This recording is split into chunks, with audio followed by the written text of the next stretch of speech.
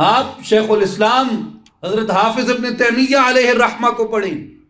فقہا کے امام حنابلہ کے اندر آج بڑی بڑی شخصیات ان کو معتبر مانتی ہیں، وہ شیخ ابن تیمیہ حضرت شیخ عبد القادر گیلانی کے پوتے شاگرد ہیں، اور وہ یہ کہتے ہیں کہ میں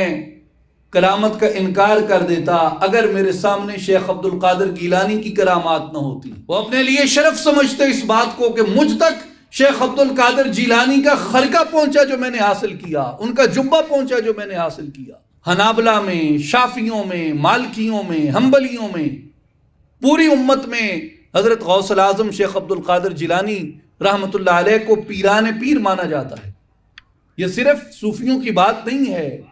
یہ صرف ملنگوں کی